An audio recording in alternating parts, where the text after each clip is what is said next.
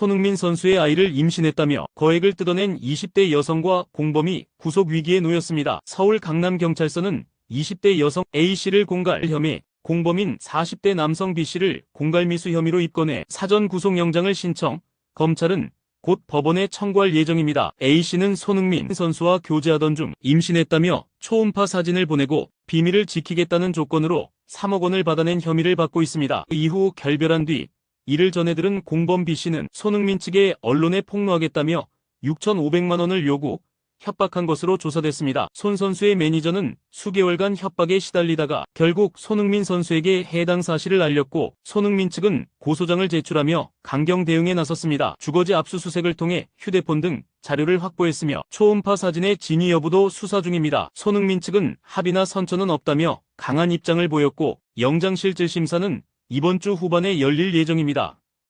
경기 성남의 한 여성 A씨가 10개월 넘게 이웃의 괴롭힘과 쓰레기 투기에 시달리고 있지만 뚜렷한 대책이 없어 고통을 호소하고 있습니다. 이웃 여성 B씨는 반복적으로 초인종을 누르며 아기 울음소리가 들린다고 주장했지만 A씨는 미혼이며 아이도 없습니다. B씨는 이후에도 A씨 집을 주시하거나 초인종을 수차례 누르고 아동학대 중이다. 차 트렁크에 아이를 숨겼다는 황당한 주장을 하며 문을 열고 들어가려는 시도까지 벌였습니다. 경찰에 신고했지만 정신질환으로 처벌이 어렵다며 이후 A씨는 집 앞에 CCTV를 추가 설치했습니다. 올해 1월부터는 상황이 악화됐습니다. B씨는 대형 폐기물, 음식물 쓰레기, 유리병 등을 A씨 집 앞에 반복 투기했고 CCTV로 현행범이 확인됐지만 단 한 건의 과태료 외에 별다른 조치는 없었습니다. A씨는 국민신문고와 지자체, 행정복지센터까지 호소했지만 심신미약, 개인정보 부족 등의 이유로 실질적 대응이 어렵다는 답변만 돌아왔습니다.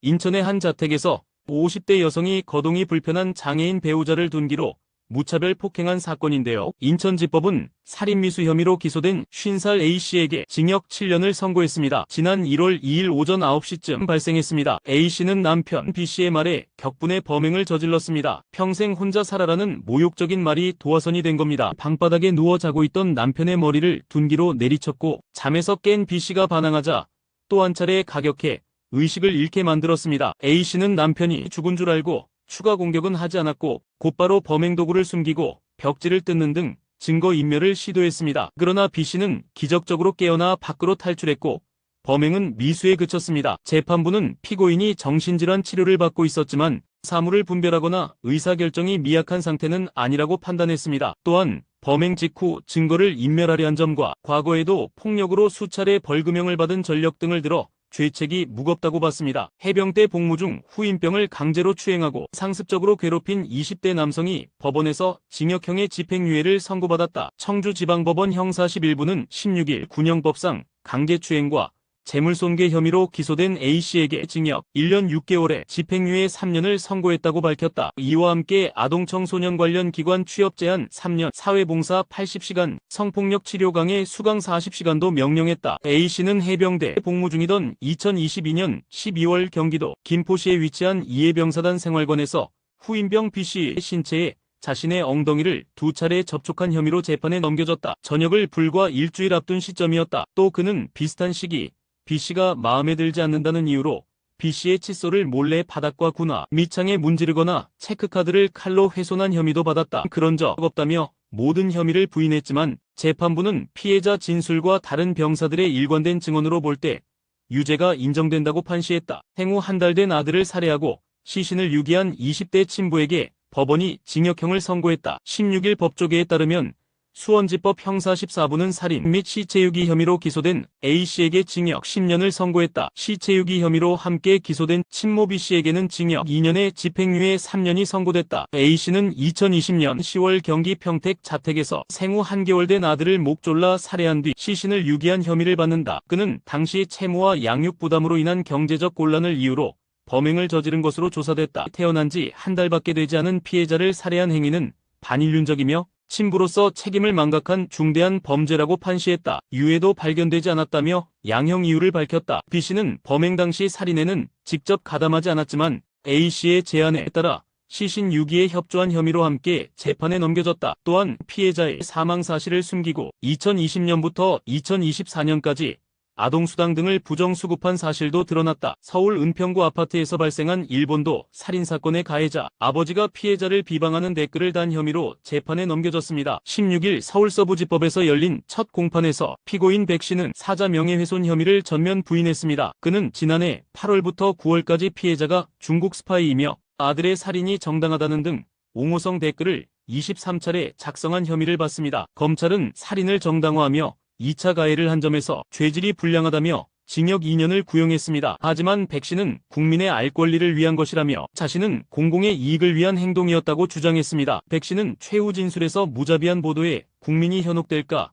우려돼 진실을 알리려 했다고 말했지만 피해자 유족은 분노를 감추지 못했습니다. 피해자의 아버지는 10개월이 지나도 눈물이 난다. 사과 한마디 없다며 사람의 탈을 쓴 인간이 어떻게 이럴 수 있냐고 울분을 토했습니다. 선고는 7월 23일 오전 10시에 내려질 예정입니다. 충남 아산에서 무면허 10대가 몰던 렌터카가 중앙분리대를 들이받는 사고가 발생했고 구조물이 튕겨져 나가 마주오던 택시를 강타 60대 택시기사가 숨졌습니다. 사고는 지난 11일 새벽 아산시 탕정면 6차선 도로에서 발생했으며 가해 차량에는 10대 3명이 타고 있었습니다. 하지만 이들의 이후 행동이 공분을 사고 있습니다. 한 동승자는 병원 복도에서 춤을 추는 영상을 SNS에 올렸고 또 다른 영상에서는 사고 난 기분이 어때? 라는 질문에 X 같다며 웃는 장면도 포착됐습니다. 심지어 운전자는 나는 죄 없다. 바퀴 문제였다며 책임을 회피하는 발언을 했다는 지인들의 제보도 이어졌습니다. 숨진 택시기사의 딸은 SNS를 통해 아버지는 무사고 성실기사였다. 한순간에 모든 게 무너졌다며 분노를 터뜨렸습니다. 또 10대가 사람 목숨을 앗아가는 상황을 두려워하지 않는다. 반복되는 건 약한 처벌 때문이라며 제도 개선을 촉구했습니다. 국민들의 공분은 커지고 있으며 가해자들의 반성 없는 태도에 대한 비판이 거세지고 있습니다. 서울 강북구의 한 의류수거함에서 생후 일주일도 안 된 강아지 3마리가 버려진 채 발견돼 충격을 주고 있습니다. 사건은 지난 15일 새벽 3시 반려견과 산책 중이던 제보자 A씨가 낑낑거리는 울음소리를 듣고 수거함을 확인하면서 드러났습니다. A씨는 수거함 안에서 꿈틀거리는 검은 비닐봉지를 발견했고 곧바로 동물보호센터 등에 연락했지만 새벽 시간대라 연결되지 않아 직접 구조에 나섰습니다. 수거함을 눕혀 봉지를 꺼낸 그는 안에서 눈도 뜨지 못한 신생 강아지 3마리를 발견했고 그중 1마리는 이미 숨진 상태였습니다. A씨는 생존한 2마리를 임시 보호하고 있으며 경찰에 동물학대 혐의로 수사를 의뢰한 상태입니다. 또한 수거함 인근 CCTV 분석을 통해 범인을 추적할 예정입니다. A씨는 이건 명백한 생명경시이며 유기 자체가 학대라고 말했습니다. 해당 소식을 접한 누리꾼들은 어린 생명을 왜 수거함에 강력히 처벌해야 한다는 반응을 보이며 분노를 쏟아냈습니다.